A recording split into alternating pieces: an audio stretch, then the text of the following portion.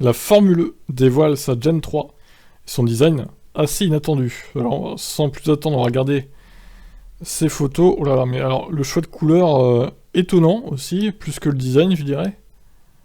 C'est un design très anguleux, très pointu. Pas très aérodynamique d'ailleurs, tout ça. C'est assez spécial, effectivement. Bon, vous me direz, bon, les Formule E, elles ont pas besoin d'être aérodynamiques, elles font que des circuits en ville. Donc, cette voiture entrera en vigueur à partir de l'année prochaine.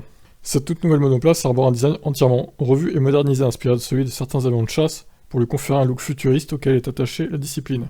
L'ensemble se veut surtout très rectiligne et oublie clairement la notion de courbe. La Formule E entend ainsi continuer à se démarquer des autres championnats sur ce plan. La Gen 3 propose une monoplace un peu plus courte pour être davantage adaptée aux courses urbaines qui font l'essence même de la Formule E depuis sa création en 2014, tandis que le poids est réduit de 60 kg par rapport à la spécification actuelle malgré l'ajout de plusieurs éléments. Ça c'est un bon point, du point en moins.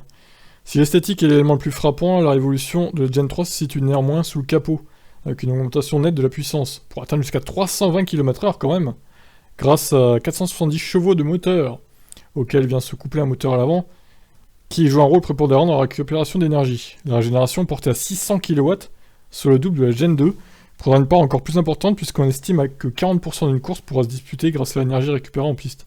600 kW! Oh la vache! Ça bat toutes les voitures électriques du marché, hein. Niveau régénération, c'est impressionnant.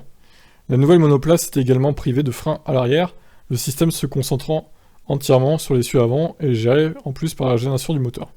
La Gen 3 défie et brise les codes conventionnels du sport auto en établissant une référence pour la performance, l'efficacité et la durabilité sans compromis, avance Jamie Regal, directeur général de la Formule E.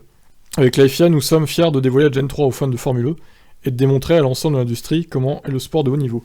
La performance et la durabilité peuvent cohabiter avec succès dans le championnat du monde de Formule E. Nous avons hâte de voir nos équipes et nos pilotes pousser la voiture dans ses retranchements 2023. La Formule E a également travaillé sur l'utilisation de matériaux durables tels que le lin ou la fibre de carbone recyclé. Par ailleurs, les pneus qui sont fournis par Hankook, successeur de Michelin l'an prochain, répondront toujours à certaines contraintes environnementales et écologiques pour leur processus de fabrication. Les nouvelles batteries fournies par Williams Advanced Engineering seront recyclables tandis que le carbone des monoplaces sera lui aussi utilisé à d'autres fins après le cycle de vie des pièces. La Gen 3 représente le troisième cycle ambitieux de la Formule E et de son championnat du monde, rappelle Alejandro Agag, président fondateur de la discipline. Avec chaque génération de monoplace, nous repoussons toujours plus loin les limites du possible en matière de technologie verte, et la Gen 3 est notre projet le plus ambitieux à ce jour. Les yeux du monde entier seront tournés vers la principauté pour les prix de Monaco et nous sommes fiers de dévoiler, dans le berceau historique du sport auto, une voiture qui a été préparée pendant 2 ans. D'accord, bah elle a l'air prometteuse, même si bon, je suis pas très fan de ce design un peu torturé, ça rappelle un peu le Cybertruck, hein. C'est pointu, anguleux, etc. Bon, c'est moins moche que le Cybertruck quand même, n'exagérons pas, mais... Alors après, les couleurs, faut voir avec les livrets des différentes équipes, voir un peu ce que ça peut donner. C'est vrai que le choix de couleurs n'aide pas non plus à aimer ce design, mais bon, on verra. C'est surtout cette vue-là qui est un peu choquante, quoi. Voilà, pas d'infos sur la batterie, dommage, bon, peut-être plus tard. En tout cas, la technologie est quand même très poussée, là, hein. Pour le coup, la Formule E se rapproche vraiment des pairs de la Formule 1, au moins à niveau motorisation. Même si c'est encore en dessous, c'est plus très loin. Par contre, bon, évidemment, au niveau aéro, il n'y a pas match entre la F1 et la Formule E.